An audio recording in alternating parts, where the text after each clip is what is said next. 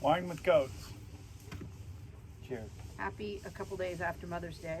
Happy Mother's Day. Did you have a Mother's Day? I did. I got to see all the kids in a couple different locations, but it's good. And happy graduation. Congratulations to all the parents who have students that graduated this past however many weeks and are graduating this week, because I think it's Tech this weekend. Yep. And to all of you students, although really congratulations To Becca. to the parents. Well, and to Becca. And to Becca, yeah. To the parents. I think, we have, of course, Gabe left to get through college, but I think this time has gone really fast, and I'm a little amazed at how we've There's just all of a already sudden- graduated 3 of ours, and at least one is in grad school. Joe might be in grad school now too. We don't know. We never see him. He's in the basement. We don't know what he's doing. I asked him if he applied. I think he did apply. Yeah. So, Anyway, yeah. So we were down in Norfolk at ODU's graduation this weekend. Joe and Nate were able to come down for Saturday. Gabe was actually taking a final at Blacksburg, so he missed it. But he came home last night, Sunday night, for Mother's Day, and he's done. yep, and surprised you. Surprised me. all of us. Yep. It's the end of his freshman year. He moved out of the dorm and everything, so Yeah. like No, he was I don't ever need there. any help. I don't need anything. Right. all Well, not the like other he was kids- getting any. He's the 4th child. We weren't Yeah, going to but give him any help. all the other kids, we'd pick them up. We'd, help. No, and- we didn't. Didn't we? I don't know, but Yes, certainly, we did. We're good parents. We did. yeah. Gabe's the 4th child. He wasn't getting any of that from us. So, Yeah. anyway, so that was a big weekend. Peter's about to knock the phone over, the camera over. Here it comes. There it comes. Yep. Little Yeah. Victor. We lost another one of our old dogs, and most of you know this week, little Ellie, who was one of the ones that came to us pregnant to the Mayo Home for Unwed Bitches Mm-hmm. 7 years ago, 7.5 years ago.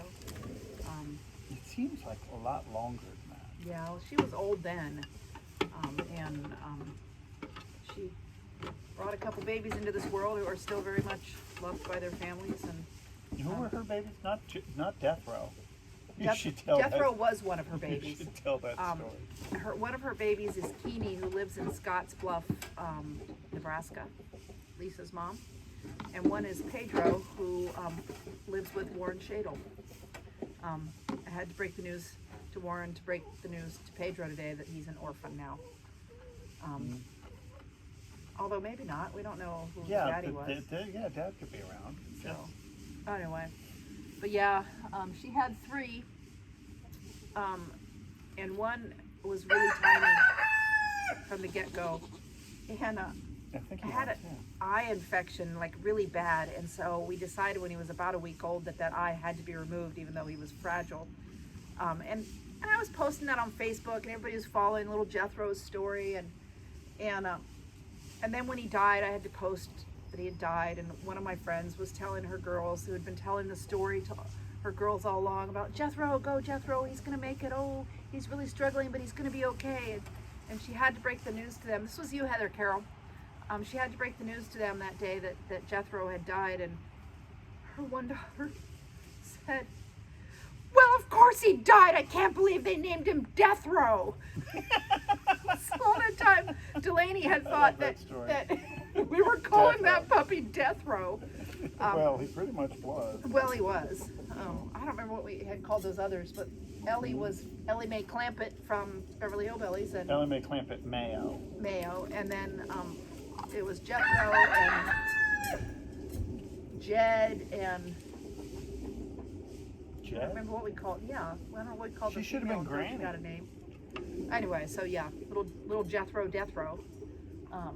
Anyway, so that was sad, and I appreciate that all of you reached out, and you don't need to reach out again. We made the right decision for Ellie.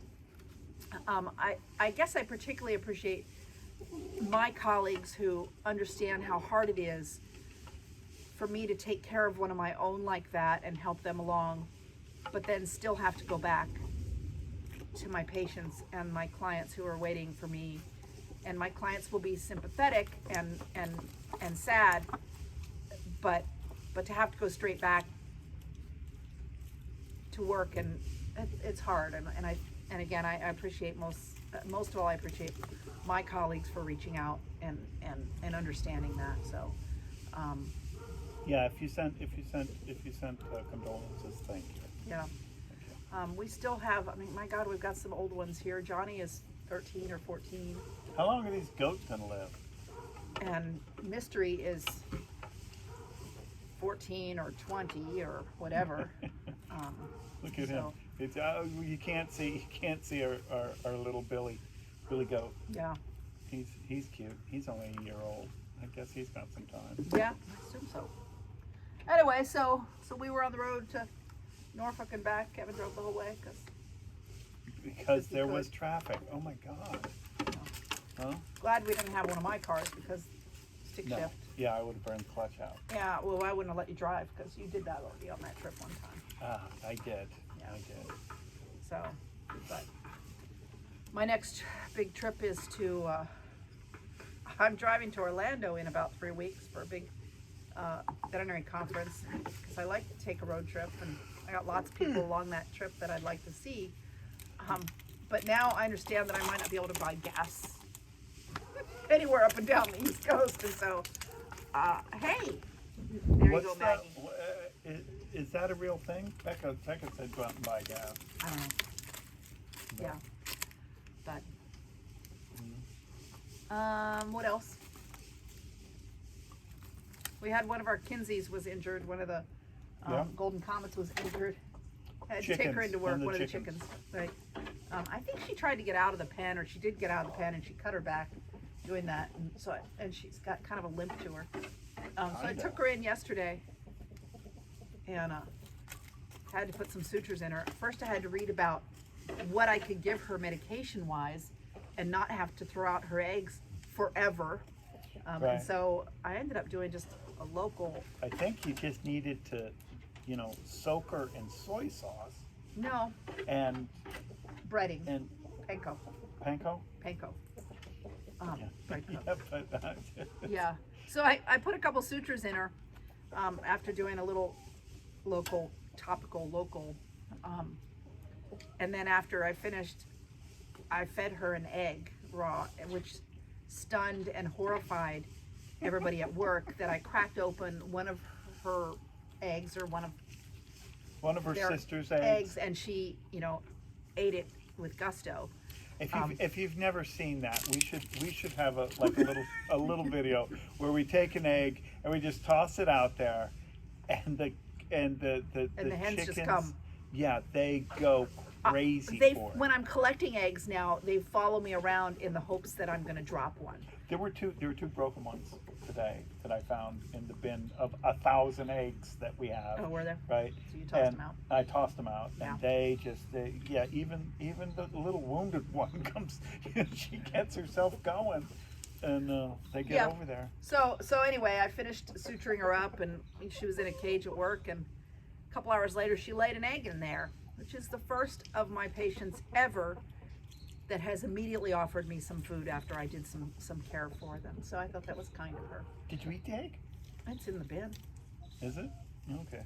Um, You might be having eggs And for she's- dinner, by the way. and she's back out here, and Terry Davis, Dr. Davis, said, well, you're gonna have to take those sutures out, aren't you? I'm like, yeah, sure, I can take them out. She's easy to catch. And she says, well, in a week, how are you gonna know which one she is? I'm gonna have to catch every one of these hens to figure out which one of them has sutures in her. No, she might still be. Is Unless that she's still limping. Yeah, he's, honest to God? yeah. Give him a break. Anyway, so that's a little glimpse into our life this week. Joe told a hilarious story. Oh my God. Oh my that was gosh. funny. No, I we, tried- we have to have him tell the story. No, I'm gonna tell it. He will tell it better. He says he used to do comedy, stand-up comedy in Blacksburg, and I think our family looked either hilarious or super incompetent or dysfunctional. I don't know how he characterized us. I am sure we Didn't come out well. didn't come out looking great, but That's But he was telling this story the other day about how he went down. He and some of his friends and Becca's friends went down to Becca's house. And I'm gonna edit this, so you just be quiet. Went I'll do down my and they best. stayed there. And one of his friends, one of them, woke him up in the morning because he needed to go to the CVS. Says his thumb is broken. The whole thumb broken thing was hilarious too.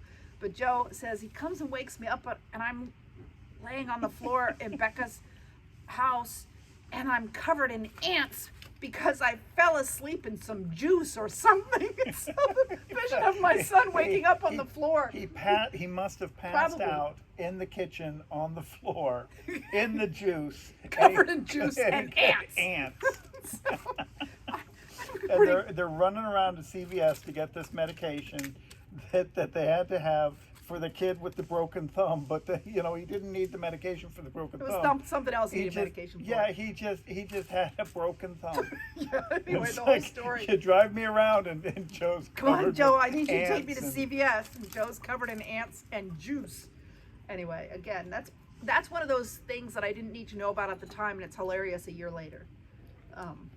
So parenting, that's kind of parenting. Well, they must have had a hellacious party if they just left Joe's ass on the floor. In the juice In and the the juice. ants. Is he in the juice? Leave him alone. Are those ants on Joe? Yes, those are ants. Leave them alone. Hey, Anyway, but yes, Becca's graduated, and Nathan's starting his last semester of grad school, has a job lined up in Loudoun County. Joe's about to start grad school because he wants to go further in psych. All of our chickens have wandered off. they're outside the gate. They're going. And Gabe is so far pretty much cakewalking through his biology degree at Tech. Yeah, well, I asked him, I said, hey, what's your next biology class? Because it's going to be next year, and I'm convinced everything's going to be wide open, because they'll make sure that everyone's inoculated Right. Before they go back to Tech. And he goes, I said, what's your next chemistry class? He goes, organic. Yeah, good luck with that. And I'm like, okay. This whole little, college is just kind of boring me. Yeah. I think that's Again, going to end. chemistry's going to lay him open. Yeah. I remember one time I saw a meme where someone said, "What's the scariest book you ever read?" And somebody said, "Organic Chemistry 101." Yeah, that one did it for me. What is the scariest book you've ever read? I don't know. I'd have to give next I- time. Let's hear your scariest books that you've Well, ever read. I've got mine. So when I was a kid, I used to read after school quite a bit, and I wish I read some more. But hey, Victor, hey, don't knock it down. don't knock it down, Victor. Yeah, he's gonna knock it Victor, down. Victor, Victor, come here. Come here, baby. you're gonna need to show me the money. No, I could show him. Here. Here. Scariest book. Oh, scariest book. So That's a goat poop. this is goat poop. No, this is a This is a raspberry. Looks the same. The scariest book. Okay, so I was a teenager reading it at the time. Ghost Story by Peter Straub. Was it Stephen King in on that one too? No, they wrote a book together called The Talisman, Oh, that's right, The Talisman. which I also read at that time. But I remember reading this, and if you don't know the story of the Ghost Story, this collection of guys. Summit up. And we're long. What? We're long? It scared the shit out of me. Yeah. He was going to tell you the whole thing, including the ending, because that's. No, I wasn't going to tell him Yes, the he ending. was. I couldn't finish the book. I had to put the book He was going down. to tell you the part that scared him so much he stopped reading. Yeah, I was. I thought that's what the No. story was. It was what was the scariest book you've ever Oh, read? okay. Ghost Story. Ghost Story. Organic Chemistry. Yeah. Physics was pretty scary too, though. Oh, The Road. The Road wasn't scary, That but is the book I think of probably the most. Every now and then I just replay that in my mind. I read that. And being a father, Corman McCarthy.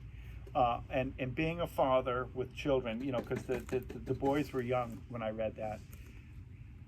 That is just a horrendous book. Yeah. There's Yeah. a little bit of hope, though. I mean, it does. What?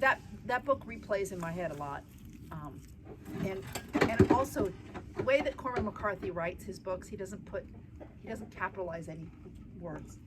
Oh, he like- does that minimalist thing that, Right, that right. Rushdie does. Not yeah. very much punctuation, and so it's a little bit weird to read, but it is a book that will make you think and make you Yeah. regurgitate it. So anyway, happy Mother's Day, Happy and Mother's Day. congratulations to all the parents who are graduating kids, and to Yep. the kids that are graduating. Go get them. The world is Yep. open again. Good luck. So Oh my God. that was a goat snort, yeah. Hello, buddy. How you doing? All right, Kevin, I'm turning it off. Bye-bye.